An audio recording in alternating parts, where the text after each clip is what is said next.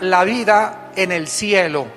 La vida en el cielo es el tema de nuestra conferencia que vamos a compartir en esta mañana. En el Evangelio de Juan, capítulo 14, versículos del 1 al 4, estas palabras de Jesucristo, el Hijo de Dios, fueron dadas a sus discípulos en la víspera de su muerte. Juan 14, 15, 16, 17 son capítulos donde Cristo les da ahora sí que las últimas palabras o el último testamento que les compartiría antes de irse. Cristo sabía que sus discípulos aún tenían muchas dudas como las tienes tú y como las tengo yo.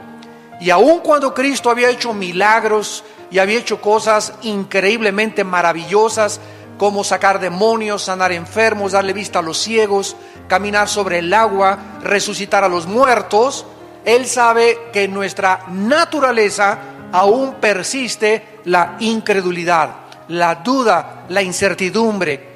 Entonces Cristo, sabiendo que Él iba a dejar este mundo y los discípulos se iban a quedar solos, les comienza a pronunciar, les comienza a describir la vida en el cielo y a compartirles este mensaje de motivación, de ánimo, de consuelo que necesitamos también nosotros en la época en que estamos viviendo. Y lo primero que Cristo les dice en Juan capítulo 14 es que no permitieran que su corazón se turbara. No se turbe vuestro corazón. Esta palabra turbar, tarazo, con T de tío, en el griego, tarazo, significa agitarse, estar en una situación de incertidumbre, de intranquilidad.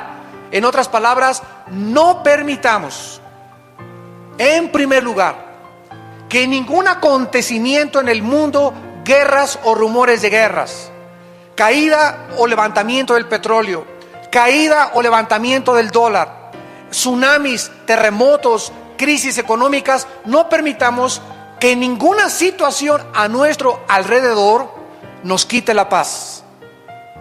La paz interior que Él al entrar a nuestra vida nos dijo que nos la dejaba. Mi paz les dejo. O sea, no se iba Cristo y se iban a quedar solos. La presencia del Espíritu Santo dentro de sus discípulos, dentro de tu vida y dentro de mi vida, es con el propósito de tener dentro de nosotros un consolador. Porque la palabra consolador, paracletos en el griego, que se traduce abogado, significa alguien que es llamado al lado de otra persona para motivarlo, animarlo, ayudarlo a salir de las pruebas. Entonces Cristo se fue hace 2000 años, pero en todos aquellos que le hemos seguido nos ha dejado dentro de nuestro corazón al Espíritu Santo. Y el Espíritu Santo tiene el propósito de consolarnos hasta que muramos y lleguemos a su presencia, de confortarnos, de animarnos, de poder darnos esa necesidad que tenemos de ánimo para vivir, para poder aguantar hasta el día de nuestra muerte. No permitan que nada les quite la tranquilidad, la paz interior, ningún acontecimiento a nuestro alrededor. ¿Por qué? Porque si creemos en Dios, es exactamente igual que creer en Jesucristo. Porque el Padre y Dios son la misma persona. El Padre y yo, dice Juan 10, uno somos. Así que teniendo en cuenta que Cristo bajó del cielo a la tierra y caminó entre nosotros y dijo que el que lo veía a Él había visto al Padre, y que las palabras que Él hablaba no eran de Él, eran del Padre. Los milagros que Él hacía no los hacía Él, los hacía el Espíritu Santo a través del Padre dentro de su vida. Los demonios que Él sacaba, los sacaba el Padre. Cristo no hizo nada que el Padre no haya hecho a través de su vida. Simplemente Él fue como un guante donde Dios entró, y cuando movía un dedo era el Padre el que movía. Cuando Cristo hablaba era el Padre el que hablaba. Cuando Cristo caminaba era el Padre el que caminaba. Totalmente rendido como un guante, como mi mano dentro de un guante ante la voluntad del Padre. No se turbe vuestro corazón. Si creemos en Dios, creamos también que todo lo que Cristo dijo fue verdad.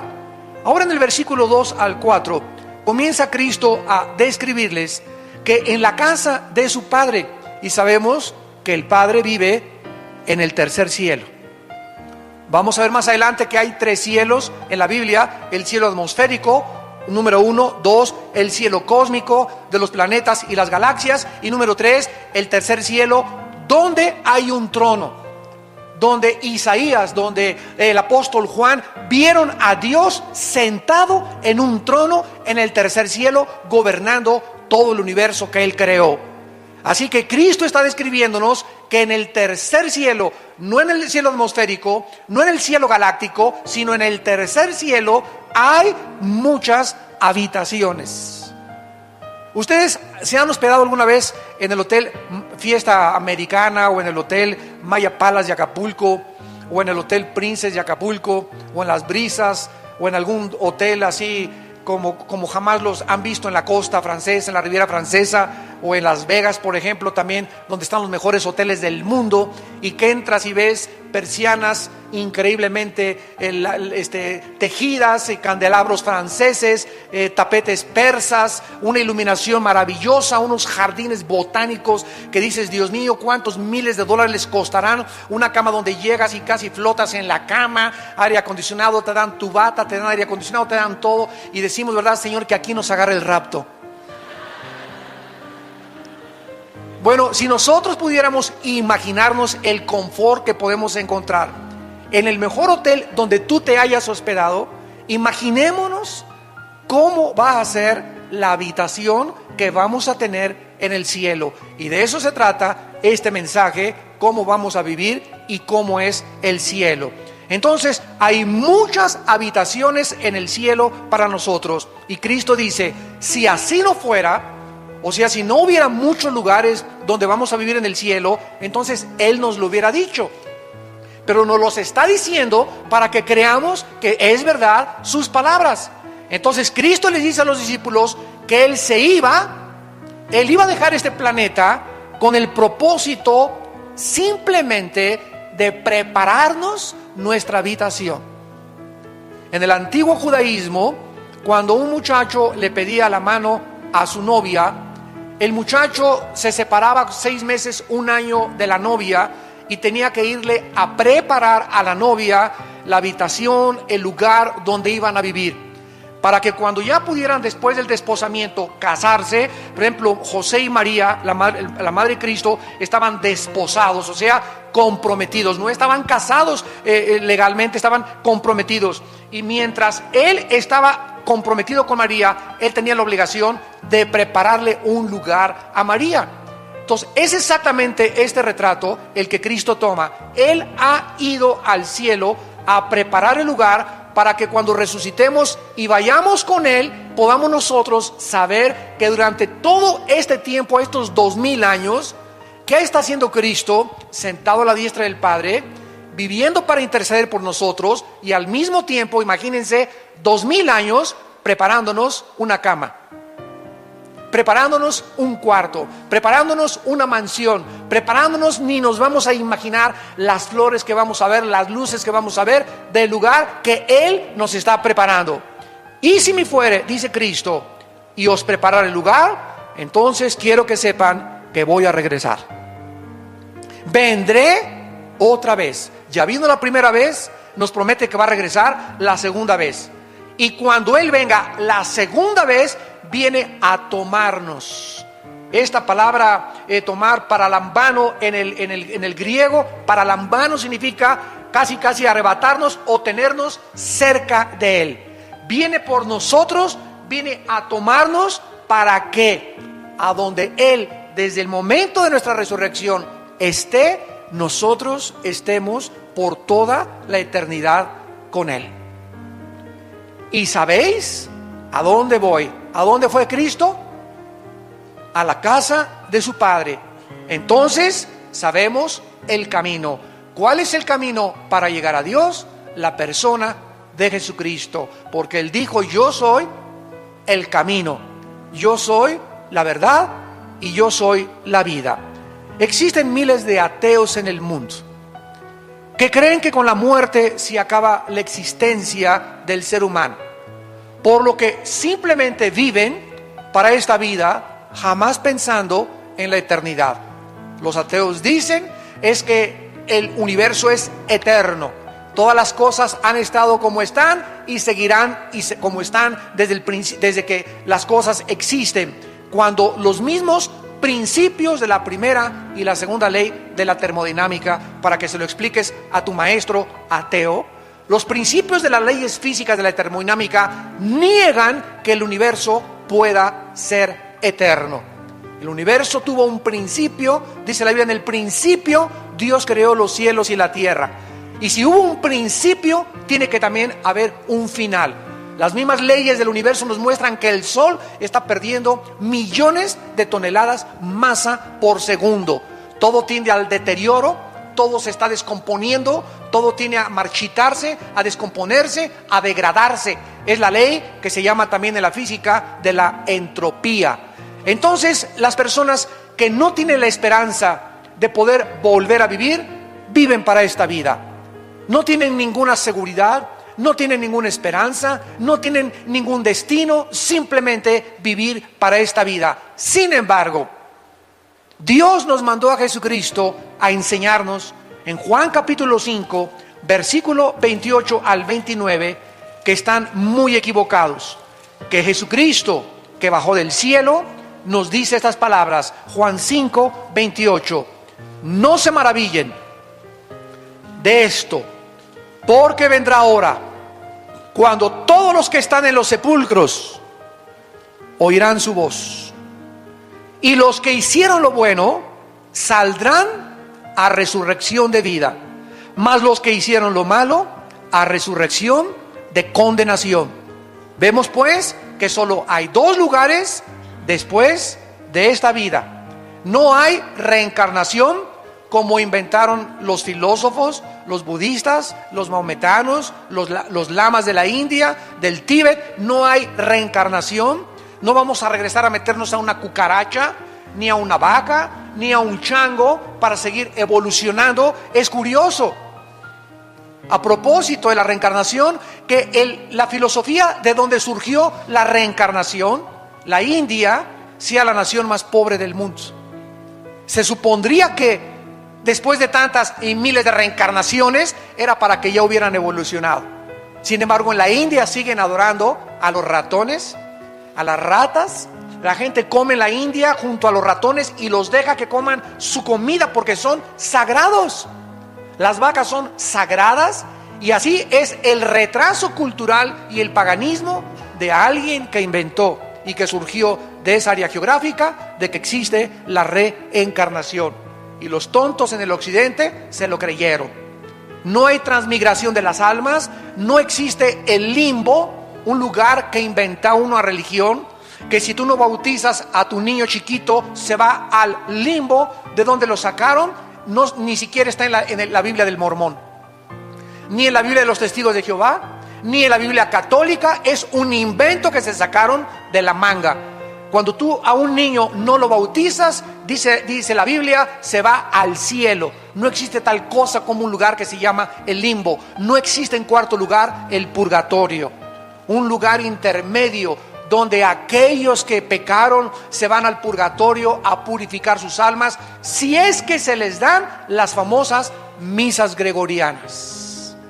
O sea, si aquí en la tierra se muere tu tío y se le celebra una misa, la misa le ayuda 1000 años a que se le reduzca la pena. ¿Se imaginan ustedes semejante barbaridad? Entonces, la Biblia es muy clara que no hay absolutamente, después de que tú te mueras, más que el cielo o el infierno, la resurrección para vida o la resurrección para condenación. Siendo así, la pregunta más importante que tú tienes que contestar en esta tarde es: ¿sabes tú dónde pasarás la eternidad?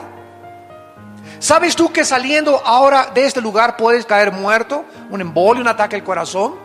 ¿Sabes tú que te puedes subir en un avión, como hace poco vimos, donde venían autoridades del gobierno y de repente el avión se precipita al cielo? Imagínense, se subieron riéndose, carcajeándose, desayunaron en la mañana, le habló a su esposa, ahorita nos vemos en la tarde, y jamás los ocupantes de esta nave volvieron a ver a sus familias. Iban jóvenes, personas de 40, de 30, de 50 años de edad.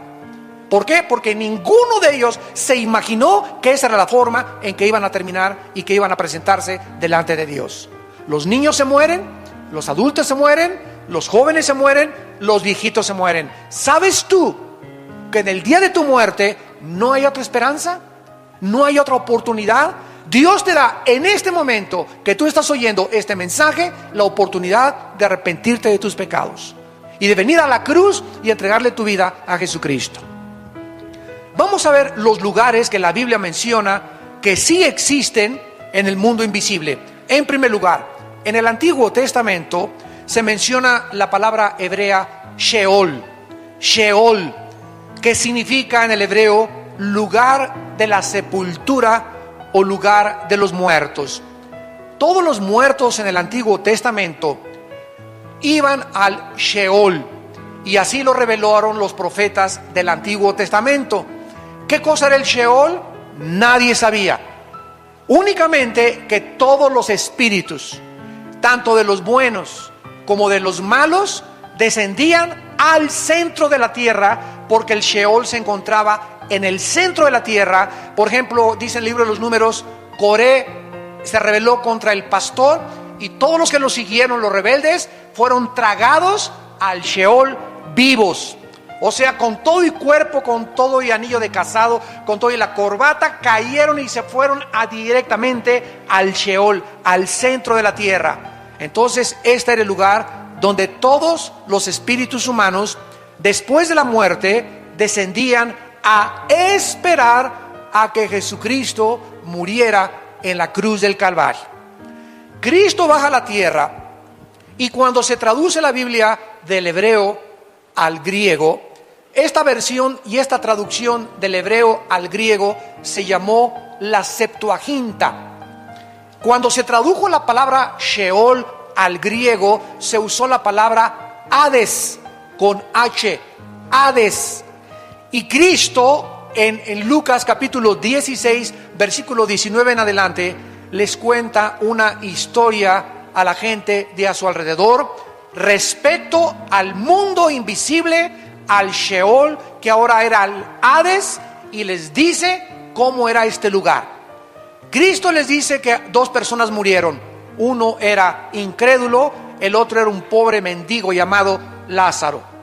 Entonces mueren los dos, y el rico, déspota, arbitrario, avariciento, ambicioso, descendió al Sheol junto con la otra persona, con la única excepción que al bajar al centro de la tierra, Cristo nos dice que estaba dividido.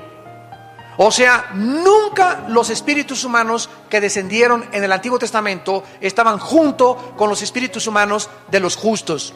Este lugar en el centro de la tierra estaba dividido por una gran cima, una gran barrera. De un lado estaba el infierno, que se usa la palabra Gena en el griego para describir el infierno, que era el lugar donde tiraban la basura los judíos, y ese lugar se llamaba Gena, y usa Cristo esa palabra Gena para describir que era el lugar donde ardía el fuego. Y las personas en el infierno que murieron en el Antiguo Testamento estaban en el infierno ya sufriendo. Uno de ellos pedía a gritos que le dieran una sola gota de agua para poder aliviar su dolor en la lengua. Las personas en el centro de la tierra, en el infierno, Cristo dijo que tienen memoria. En esta historia, esta persona le grita y le dice: Padre Abraham, yo tengo muchos familiares allá en Metepec, allá en Lerma, por favor vayan y díganles que es verdad que existe el infierno, que no vayan cuando se mueran a caer en este lugar, de lo burlón que yo fui, de lo parrandero, borracho y jugador y mentiroso que yo fui. No quiero que vengan mis familiares a este lugar. Y Abraham le contestó y le dijo: ¿sabes una cosa? Que a través de los milagros nadie se va a convertir. Aunque un muerto se les aparezca, no se van a convertir. Ahí tienen a la Biblia, a Moisés y a los profetas. Y el que no se convenza a través de la predicación de la Biblia, porque la fe es por el oír, no es por ver, no es por ninguna otra cosa más que por oír la palabra de Dios, nadie se va a convertir.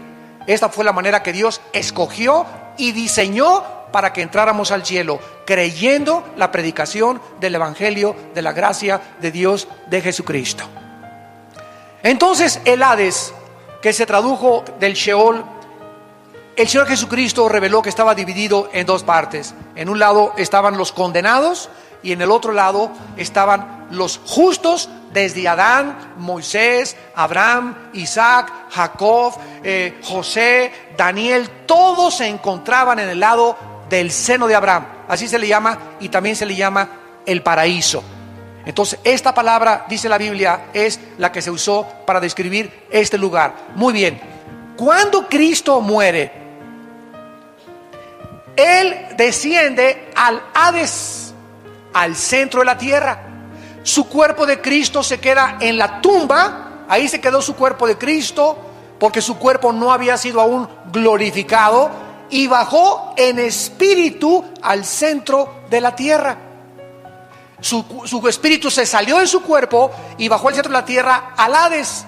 Y ahí fue a anunciar, fue a proclamar su victoria sobre el pecado, la muerte y Satanás. 3 días estuvo Cristo en el Hades, y a los 3 días Cristo, a todos los que se encontraban en el lado del seno de Abraham, en el lado del paraíso, a todos los justos, los tomó Cristo, y cuando resucitó Cristo, se los llevó con Él hasta el tercer cielo. Efesios capítulo 4. Subiendo a lo alto, se llevó cautiva a la cautividad, y se presentó en el tercer cielo ante su Padre con todos estos millones de justos que habían creído el Evangelio en el Antiguo Testamento a través de la fe y de la gracia de Dios, y ahora se quedaron allá en el cielo. Y de Cristo a nuestros días, desde la resurrección de Cristo hace 2000 años hasta nuestros días, todos los espíritus humanos que se mueren sin Cristo siguen descendiendo al centro de la tierra, al Sheol, al Hades. Ahí sigue estando, aquí en el centro de la tierra, el infierno. Hace algún tiempo yo había escuchado que habían sacado unas grabaciones de unos geólogos que habían metido unas sondas y habían tratado de entrar lo más que se pudiera al centro de la tierra, y escucharon gritos como de encadenados, gritos de desesperación. Y hace poco leí de un hermano cristiano con un hombre bastante serio y con una integridad del ministerio, que me dijo que había otro equipo de personas que en el Triángulo de las Bermudas, el oceanógrafo Jacques Cousteau escribió en sus memorias, que es uno de los oceanógrafos más importantes, que cuando descendieron en el Triángulo de las Bermudas, que es un triángulo que está en el Mar Caribe, que es un triángulo con Cuba, las Bahamas y Miami, que se llama ese triángulo, que han desaparecido barcos y han desaparecido aviones. Ahí se encontraron, en el fondo metieron la sonda, y fue donde descubrieron los gritos de personas. Eran como gritos de humanos que gritaban, y como de encadenados, que nos muestra, ¿verdad? Yo lo creí, porque la Biblia dice que una de las entradas al infierno es ahí en el Triángulo de las Bermudas. ¿Dónde lo dice? En Isaías capítulo 27, que Satanás es la serpiente del mar, la serpiente que se mueve en el mar. Y entonces, si el centro de la tierra es el lugar del infierno actualmente, tiene que haber salidas, y una de las salidas del infierno son los volcanes también. Por eso siempre sale de los volcanes lava, azufre y fuego, que de acuerdo a la Biblia son los elementos que componen el infierno. Muy bien, tenemos en tercer lugar otro lugar invisible que la Biblia llama el Tartarus. Segunda de Pedro 2:4. Segunda de Pedro 2:4. Veamos todos estos lugares importantes, invisibles, donde se encuentran ángeles o demonios o espíritus humanos. Y antes de ver esta palabra en segunda de Pedro capítulo 2, quiero recordarles lo siguiente. En el infierno, en el centro de la tierra, no se encuentra Satanás, ni tampoco ningún demonio. Así que no vayan ustedes a seguir creyendo ese cuento, ¿verdad?, de que se quemen con los demonios en el infierno. Los espíritus humanos se encuentran en el infierno nada más. Vamos a ver ahorita que los ángeles tienen otra prisión que se llama Tartarus, y los demonios tienen otra prisión que se llama el abismo.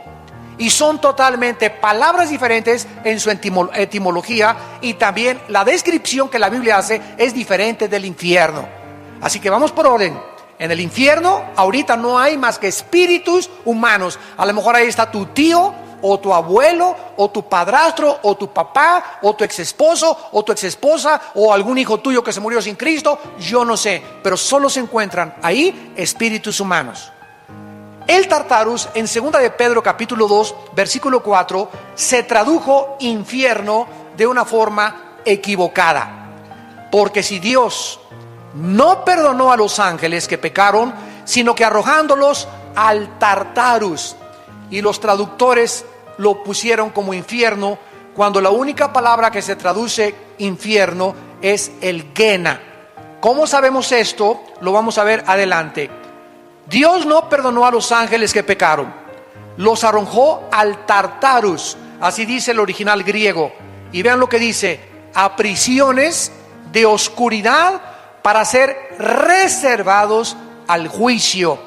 ¿A qué ángeles se refiere el apóstol Pedro? Porque cuando Satanás se rebeló y encabezó la rebelión, se llevó a la tercera parte de los ángeles. Entonces tenemos en el universo una tercera parte de ángeles. Los ángeles no son demonios. Los demonios son criaturas diferentes a los ángeles caídos. Lo vamos a ver también. Satanás se rebela y se lleva a la tercera parte de los ángeles. Se quedan del lado de Dios 2/3 partes. Entonces hay una tercera parte contra 2/3 partes en el universo, de ángeles malos contra ángeles buenos. Entonces superamos los ángeles de Dios a las huestes de Satanás. Gracias a Dios, son más ángeles que se quedaron con Dios que los ángeles que se rebelaron. Cuando Satanás se rebeló contra Dios y se llevó a la tercera parte de los ángeles, se partió el corazón de Dios. Pero Dios les había dado el libre albedrío, como te lo dio a ti, como me lo dio a mí. No podía decirles: no, por favor, no se vayan, quédense con nosotros. Él no podía hacer eso, porque somos responsables de nuestras decisiones y de las consecuencias de las decisiones que hacemos. Y desde entonces, desde esa rebelión, surgió la rebelión en el mundo. Y así cualquier persona que se rebela contra la autoridad le parte el corazón de Dios. Y los rebeldes que siguen al rebelde son infectados exactamente de la misma forma del que encabezó la rebelión. Y eso le parte el corazón de Dios, y no hay perdón hasta que esas personas regresan arrepentidas y se someten otra vez a la autoridad. Mientras no haya este arrepentimiento y este regreso a la sumisión a la autoridad, no puede haber perdón. Porque el que encubre sus pecados no prosperará, mas el que los confiesa y se aparta y deja el camino de la rebelión, alcanzará la misericordia.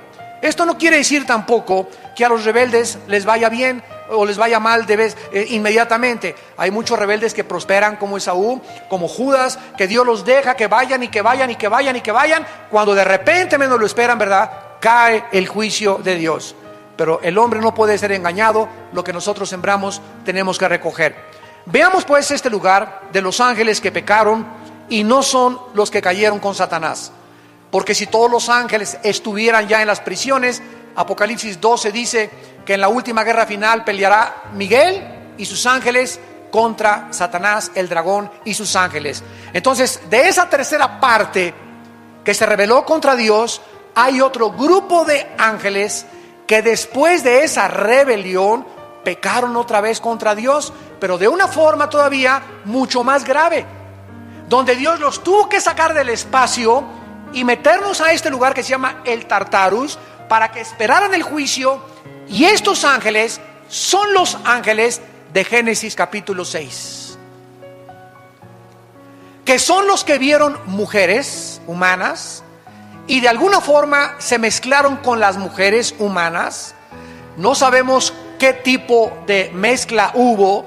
Lo único que sabemos ahora, a la luz de la ciencia y de la genética, es que Satanás y los ángeles y los demonios tienen un conocimiento de la genética humana sobrenatural. Estos ángeles en Génesis 6 pervirtieron la genética humana.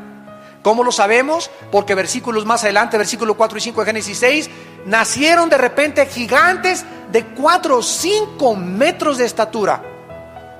Y eran deformes. Estos no los creó Dios.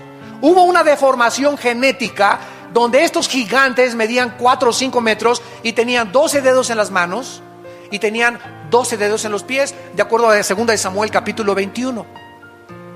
Y estos gigantes son los que se pusieron en la frontera cuando Dios iba a introducir a su pueblo a Canaán. Se pusieron en la frontera y espantaron a los israelitas para que no entraran a la tierra de Canaán.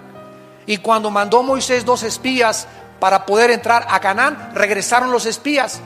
Oye, Moisés, increíble, son gente que parecemos langostas comparados con ellos. En el hebreo se usa la palabra refaitas, que se tradujo gigantes porque venían de Rafá, otra de las tribus que poblaron Canaán.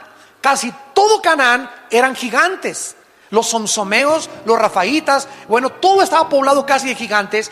Y esto fue lo que espantó al pueblo de Dios. Son demasiados gigantes, no podemos con ellos.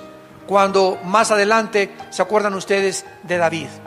Un muchacho que cantaba a Dios, santo, santo, alabado sea el Señor, con su arpa. Y de repente le dice a su papá David: oye, ve al campo de batalla, porque todos están paralizados por el temor. Nadie quiere moverse porque hay un gigante llamado Goliat, que ha retado al ejército de Saúl y les ha dicho: a ver quién en 40 días les doy para que me presenten a un guerrero, y si él me vence, y nosotros nos rendimos a ustedes, y si no, ustedes serán esclavos de nosotros. Y nadie, ni el rey Saúl ni los guerreros de Saúl, estaban espantados. Nadie quería enfrentarse con Goliat. Y cuando David entra al campamento y oye al gigante retando al pueblo de Dios, gritando, insultando al pueblo de Dios, blasfemando al pueblo de Dios y al Dios de los ejércitos, le da la comida a sus hermanos y se presenta con Saúl y le dice: Saúl, déjame ir a pelear contra ese incircunciso filisteo, hijo de María Bonita, que vas a ver lo que le va a pasar. Sí, cómo no,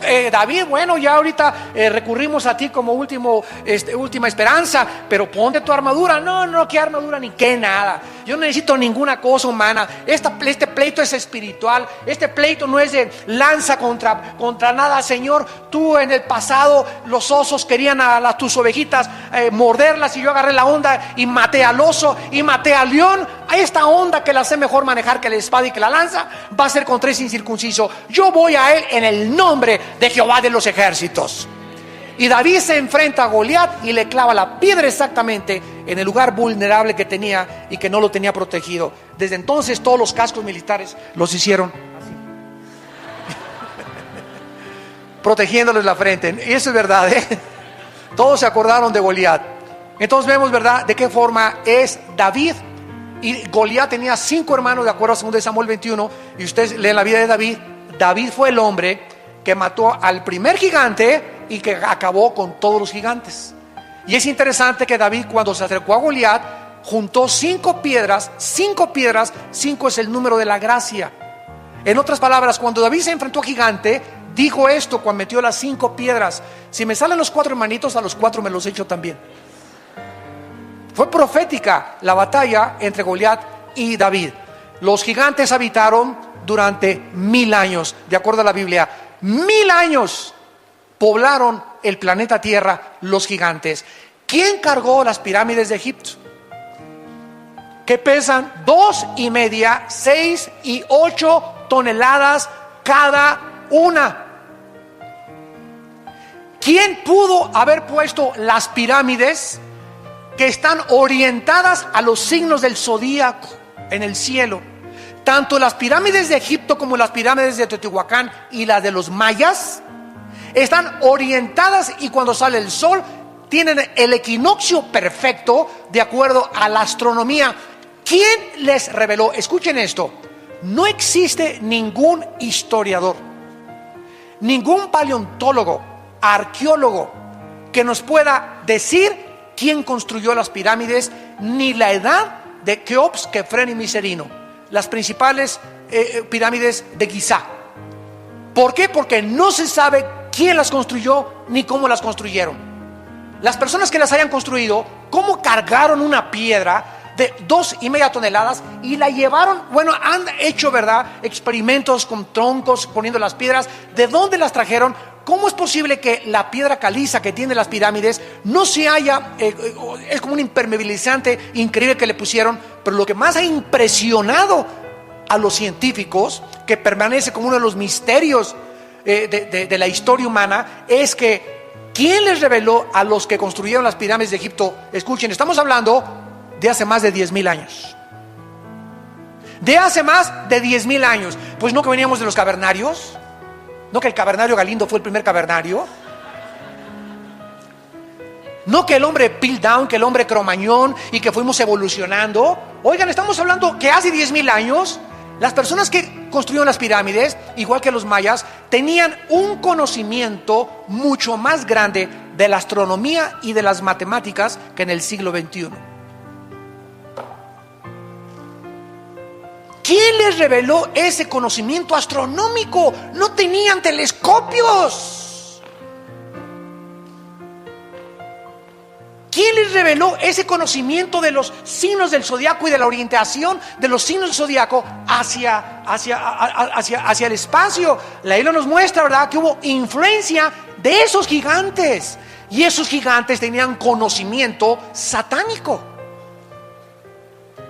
Y no hay ninguna otra explicación de la historia más que la Biblia y el tiempo que estos gigantes habitaron y poblaron la tierra por 1000 años. Solo ellos pudieron haber cargado esas piedras. Y lo más interesante es que los gigantes se están encontrando en ruinas arqueológicas en Sudamérica, en Asia, en África. Se están encontrando esqueletos de gigantes, o sea, habitaron toda la tierra.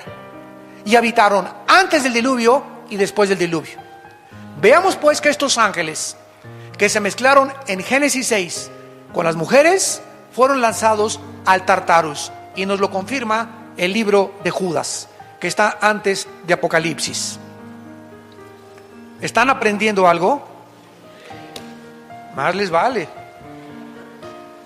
En Judas, para que no sigas con el Calimán, telenovelas, que el gurú me dijo. Háganme el favor, nada más, Walter Mercado, tu padrino. Tenemos la Biblia, la palabra profética más segura, a la cual haríamos bien estar atentos, que nos descubre todos los misterios de la historia y los misterios de la humanidad. Si creen en Dios, crean también en mí, dijo Cristo. Estas palabras son fieles y verdaderas. En Judas, versículo 6 y versículo 7, nos explica sin lugar a dudas qué pasó en Génesis 6 y quiénes son estos ángeles. Y dice Judas: y a los ángeles que no guardaron su dignidad, sino que abandonaron su propia morada. La palabra oiketerios, que se tradujo morada, significa sus cuerpos. Estos ángeles de Satanás tenían asignado un lugar para vivir. Tal vez las estrellas o planetas. Muchos dicen que el sol es una de las habitaciones de Satanás. Pero estos ángeles abandonaron el lugar que Dios les asignó, cruzaron, transgredieron sus habitaciones y se metieron y bajaron al planeta Tierra hace miles de años. Abandonaron su lugar donde deberían vivir. A estos ángeles que dejaron sus habitaciones, Dios los ha guardado bajo oscuridad, en prisiones eternas para el juicio del gran día. Y estas prisiones se llaman el Tartarus, donde Pedro nos dice que son los ángeles que pecaron y que Dios los mandó al Tartarus. Es la única prisión que la Biblia describe de los ángeles. Y dice el versículo 7, para quitarnos cualquier duda, que estos ángeles, que son el sujeto de este contexto, como Sodoma y Gomorra, o sea, se comparan a estos ángeles con los habitantes de Sodoma y Gomorra y las ciudades vecinas, las cuales de la misma manera que aquellos. ¿Quiénes son aquellos? Los ángeles que están en el centro de nuestra discusión. Los habitantes de Sodoma y Gomorra hicieron lo mismo que estos ángeles. ¿Que hicieron? Fornicaron. Fornicaron. Los ángeles pueden fornicar. Bueno, la palabra fornicar tiene varias y diferentes connotaciones. La palabra fornicar, porneia, de ahí viene la palabra pornografía, significa en la Biblia relaciones sexuales ilícitas.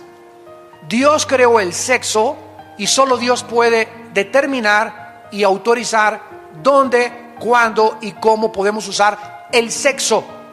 El sexo no lo inventaron los psiquiatras, ni los psicólogos, ni los sexólogos, ni los sociólogos. Ningún ser humano tiene la autoridad de decirnos qué es el sexo y cómo debe ser usado el sexo.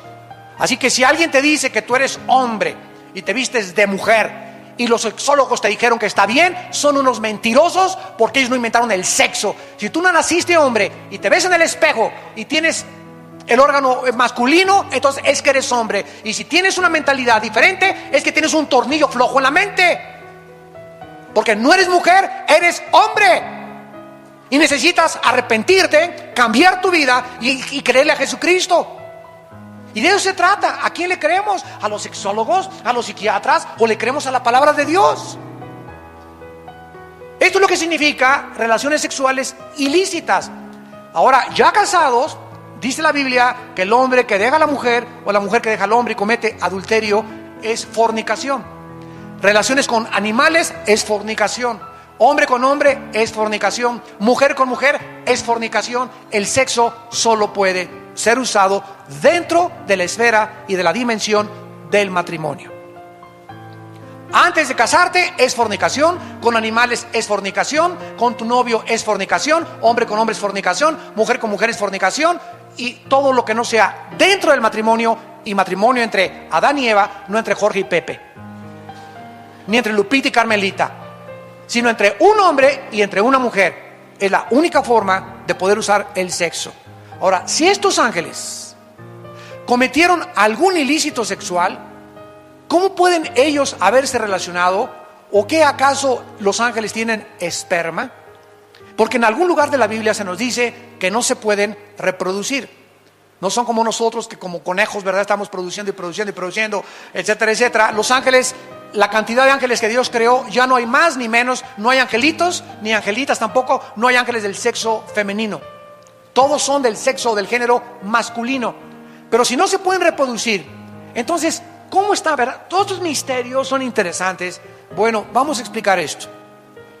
¿Se acuerdan ustedes del endemoniado Gadareno? ¿Cuántos demonios tenía? Tenía 6,000 demonios. Porque Cristo le preguntó, ¿cómo te llamas? Y le contestó, Legión. La palabra legión significa 6,000 soldados, de acuerdo al Imperio Romano. Muy bien, escuchen esto.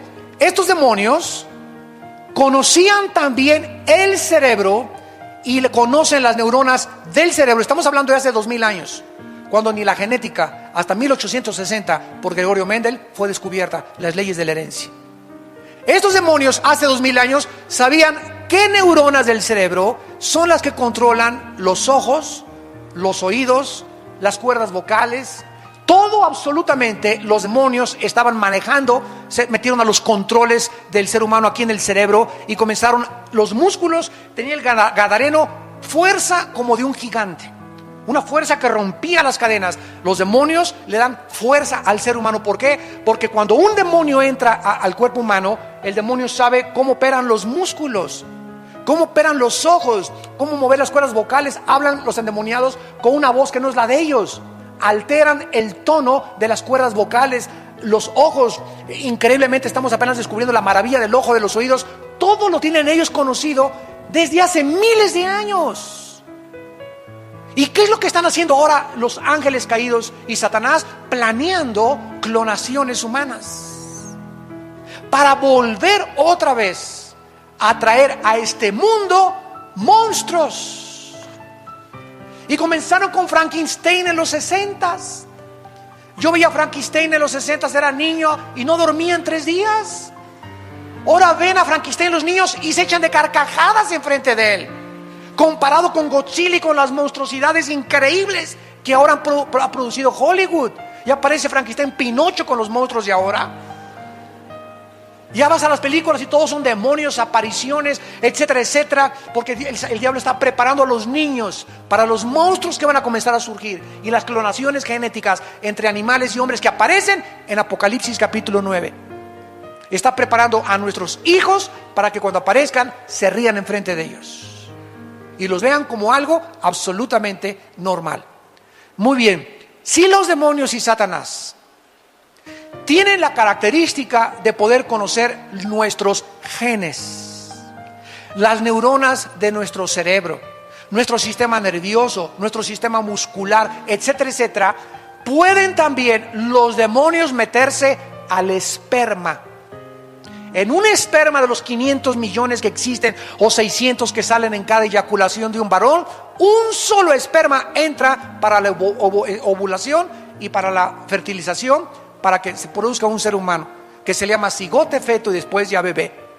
En un solo esperma de los millones microscópicos que tenemos caben más de 100,000 demonios. O por lo menos tienen la facultad de poder ir en ese esperma y alterar para que el niño que nazca con 2 cabezas, nazca con pie equinovaro, nazca con un defecto o dividido, un chivo con una cara de una cosa y cosa otra cosa, cualquier cosa que sea antinatura, que va en contra de la creación original, es de carácter demoníaco. Por eso, ¿verdad? Tomar drogas en el embarazo, alcohol en el embarazo, fumar en el embarazo, ya no significa que Dios lo haya hecho así. Somos responsables nosotros de la forma como nos cuidamos, o como se cuidaban las mujeres, o con quién te metiste, o el SIDA que te contagió esa persona, y ya Dios se hace a un lado y nos deja recibir lo que nosotros sembramos.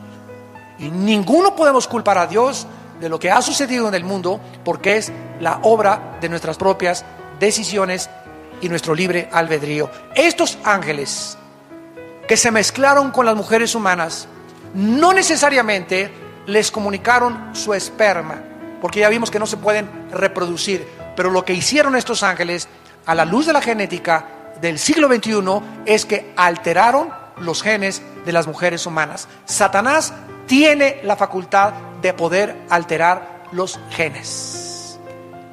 Si nosotros permitimos, porque sin nuestro consentimiento ni Dios ni el diablo se meten a nuestra vida. ¿Me escucharon muy bien? Ningún demonio puede tener nada con mi vida sin mi consentimiento. Cualquier actividad de los demonios en mi vida es porque yo les di permiso. Y cualquier cosa que Dios tenga con mi vida es porque yo se lo permití a Dios. Dios no viola mi libertad, ni tampoco los demonios. Esta es la característica donde el hombre decide y es responsable de cada decisión que hayas tomado en tu vida. No le eches la culpa ni a Dios, ni al diablo, ni a tu mamá, ni a la suegra, ni a tu papá que te violó, ni a tu madre, ni a tus hermanos, a nadie. La única razón por la cual tú eres como eres es porque tú has escogido ser lo que tú eres. Mi mamá fue prostituta. No tienes por seguir los pasos de tu mamá. Me crié en un hogar, bueno, Cristo te puede sanar. Y es más grande la gracia que las maldiciones que heredamos. Y finalmente, vemos nosotros que no solamente la Biblia nos demuestra esto, sino que nos demuestra también, gracias a Dios, que tenemos una casa intermedia cuando nosotros morimos. 2 Corintios capítulo 5, terminamos y dice la Biblia que cuando nosotros morimos, si tú mueres hoy en la noche, es muy importante este estudio. Si tú mueres hoy en la noche, amado santo que me escuchas, o Santa Tomasa, o San Anselmo, si tú mueres hoy en la noche, tu espíritu y tu alma se salen de tu cuerpo y nos vamos derechito al cielo.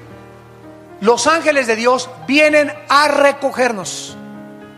El momento en que cierras tus ojos y te desconectas de tu cuerpo y tu alma, porque el cuerpo, dice Santiago 2, no puede vivir sin el espíritu, y lo que le da vida al cuerpo es el espíritu. El momento en que tu espíritu se sale, el cuerpo se muere, se diagnostica que estás muerto, te entierran, te creman, no importa lo que te hagan, te vas a la tierra y tu espíritu y tu alma se van directamente al cielo con los ángeles escoltándonos, porque para pasar el primer cielo, que está ocupado por Satanás, es territorio enemigo, necesitamos guaruras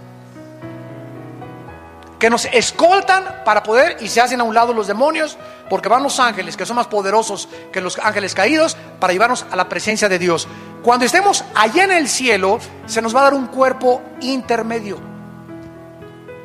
Si tú mueres hoy en la noche, tu espíritu y alma se va al cielo, mi espíritu se va al cielo, y cuando estemos ahí en el cielo, como Cristo no ha bajado todavía a resucitar a los muertos, que es cuando se nos va a dar el cuerpo glorificado, mientras estamos en el cielo, 2 Corintios 5, dice Pablo, sabemos que si nuestra morada, miren cómo le llama Pablo al cuerpo, morada terrestre. Si nuestra morada terrestre, este tabernáculo, se deshiciere, tenemos de Dios un edificio, o sea, una casa no hecha de manos, eterna en los cielos.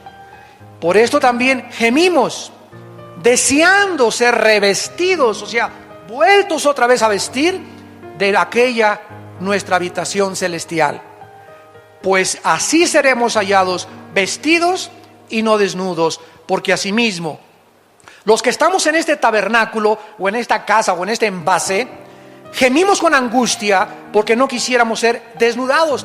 Nadie quiere morir, ¿verdad? ¿Qué es la muerte? Simplemente que se nos va a quitar un traje. Esa es la muerte. Este traje temporal que tienes tú y que tengo yo, unos tienen traje de mujer, otros tienen traje de hombre. Y Dios te puso el traje de mujer y otros les puso Dios el traje de hombre. Pero el que tiene el traje de mujer es espíritu, y el que tiene el traje de hombre es espíritu, y los espíritus no tienen sexo. Simplemente Dios vistió a dos espíritus con un traje y a otro con otro traje, porque a Dios le dio la gana para reproducirnos. Y aceptemos el traje que Dios nos dio y el traje que Dios te dio. Si eres mujer, acepta lo que eres. Si eres hombre, acepta lo que eres. Entonces, cuando se deshaga este traje, se nos va a vestir. Vamos a tener el alma y el espíritu, que es la esencia de nuestro ser. Vamos a estar vestidos con otro traje, y con un traje temporal mientras Cristo desciende al mundo. Cuando Cristo venga en el rapto y resuciten los muertos, entonces vamos a resucitar y vamos a tener un cuerpo semejante al cuerpo de la gloria de Jesucristo. Un cuerpo sin sangre, un cuerpo sin deterioro celular, un cuerpo joven, eterno, radiante, que Rambo, ni que John Travolta, ni que nada, ni que Brad Pitt, ni que Tom Cruise, ni nada. Vamos a tener un cuerpo que va a durar por toda la eternidad, donde va a tener acceso a subir y bajar. Vamos a volar. No me da tiempo de contarles todos estos detalles. Es infinito este estudio del cielo. Vamos a poder comer otra vez también. No lo explico sin sangre, pero Dios va a hacer otros páncreas, otro estómago. No sé qué sistema de esófago y de digestivo va a ser Dios, pero no va a ser ya la sangre la que va a correr en nuestro cuerpo. Vamos a poder comer pez, vamos a poder comer miel. Vamos a reproducirnos. Isaías 65, para que no digan el hermano está inventando, Isaías 65 dice claramente que vamos a reproducirnos sexualmente. Vamos a seguir teniendo familia en el milenio.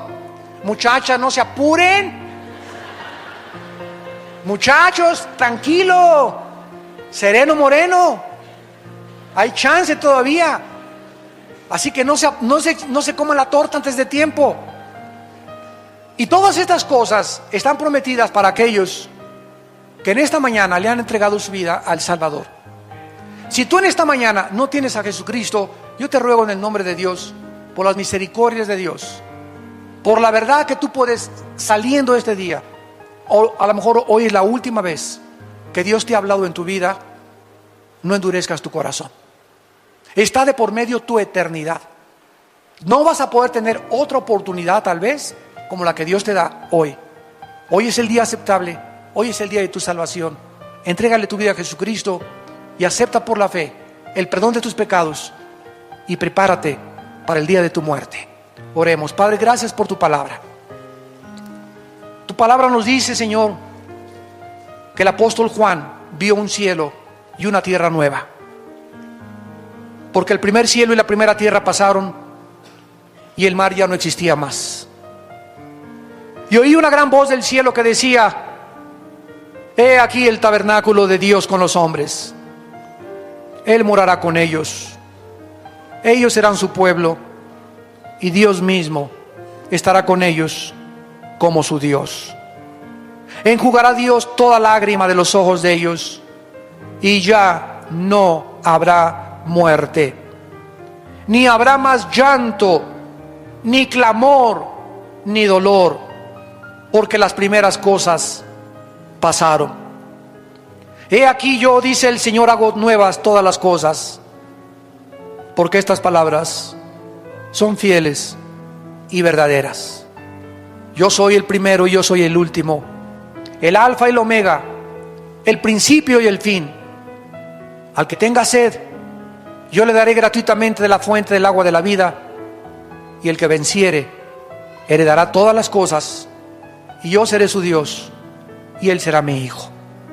En esta mañana también ustedes que nos ven por la televisión, invita a Cristo a tu vida. Y todos ustedes que estamos en esta reunión, ahí desde tu lugar en este momento, invita a Jesucristo a tu vida con estas palabras. Señor, te pido perdón por mis pecados. Acepto que en la cruz tú pagaste por ellos mediante el derramamiento de tu sangre preciosa. Creo que a los 3 días resucitaste de los muertos y te pido que entres a mi vida como mi Señor y mi Salvador. Señor, cambia mi manera de pensar. Quiero estar listo para el momento que yo no sé cuándo será, ni nadie sabe, que me llamarás a casa. No quiero que me tome la muerte desprevenido, ni quiero abrir mis ojos en el Hades, en el infierno, donde no tendré nunca la oportunidad de hacer la decisión que estoy haciendo en este momento, en que me encuentro con salud y con una mente despejada para creer en ti. Gracias, Jesús, por morir en mi lugar, y gracias por ser mi Salvador. Dame el poder de vivir para ti, en el nombre precioso tuyo, Señor Jesús. Amén.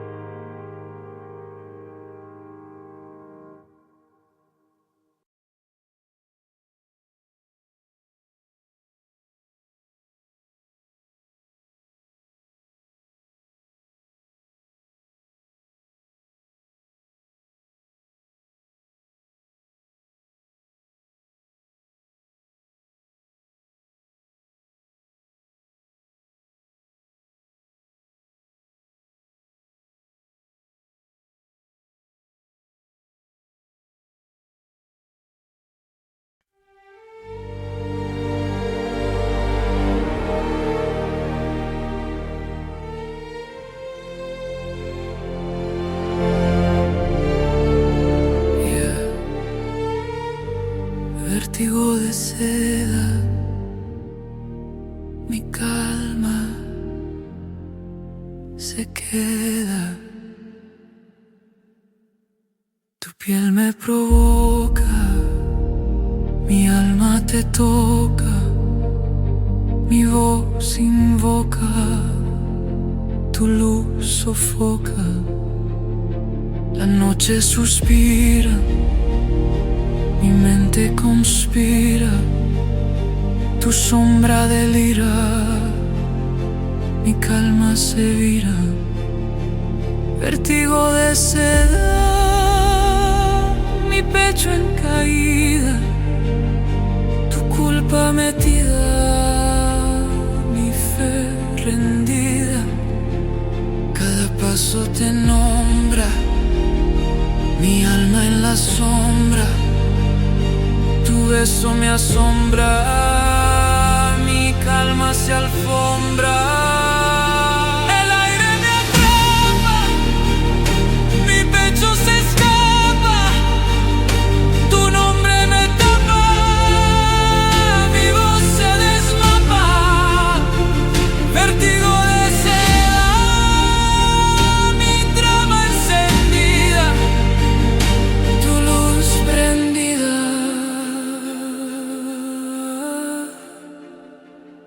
Mi piel vencida,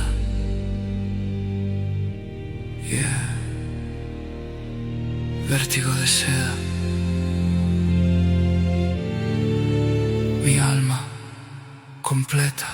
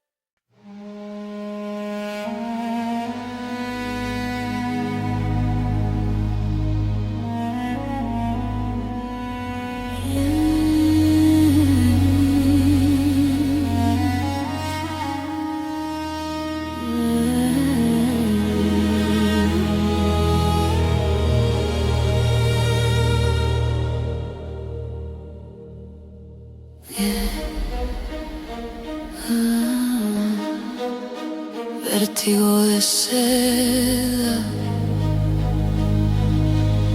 mi calma se queda, tu piel me provoca, mi alma te toca, mi voz invoca tu luz, sofoca, la noche suspira, mi mente conspira, tu sombra delira, mi calma se vira, vértigo de seda,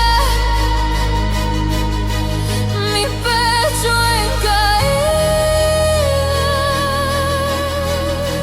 tu culpa metida, mi fe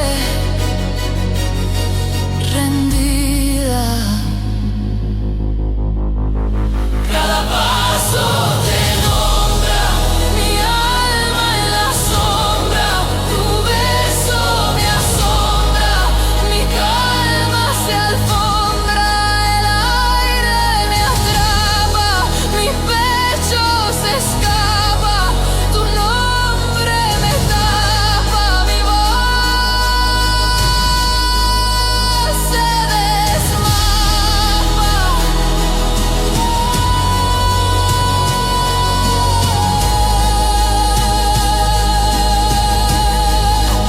Vértigo de seda, mi trama encendida,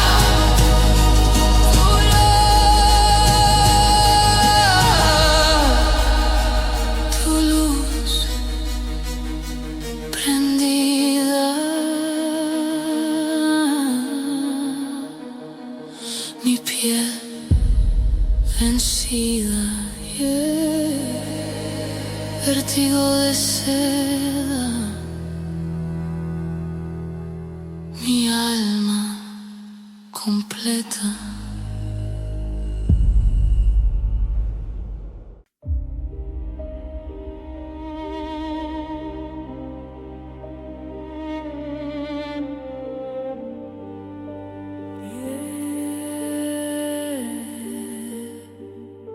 Vértigo de seda,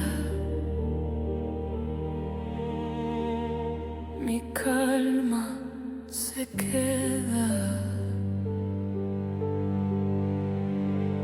tu piel me provoca, mi alma te toca, mi voz invoca, tu luz sofoca, la noche suspira, mi mente conspira, tu sombra delira, mi calma se vira, vértigo de seda, mi pecho en caída, tu culpa metida, mi fe rendida, cada paso te nombra, mi alma en la sombra, tu beso me asombra, mi calma se alfombra, el aire me atrapa, mi pecho se escapa, tu nombre me tapa, mi voz se desmapa.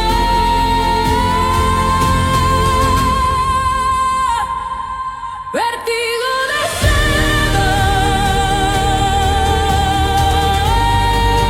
mi trama encendida,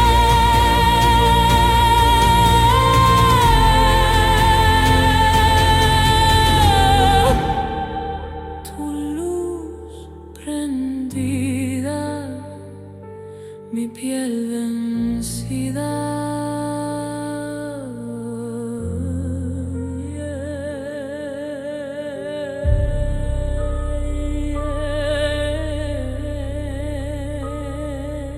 vértigo de seda, mi alma completa.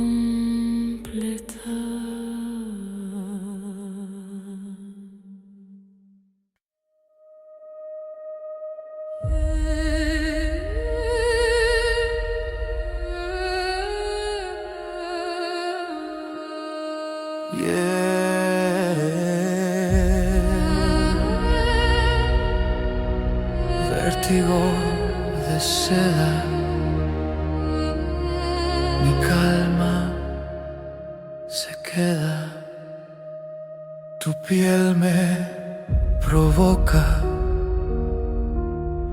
mi alma te toca, mi voz invoca, tu luz sofoca. La noche suspira, mi mente conspira, tu sombra delira, mi calma se vira.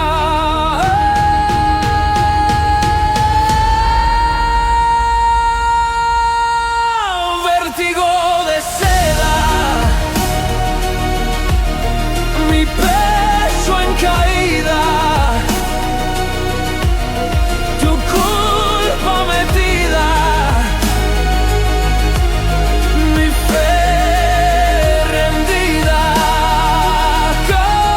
Cada paso te nombra,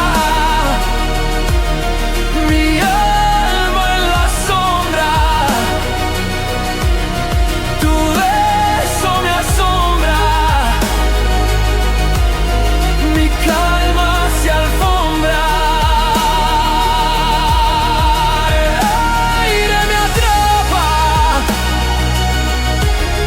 mi pecho se escapa, tu nombre me tapa, mi voz se desmapa. Vértigo de seda, mi trama encendida, tu luz prendida, mi piel vencida.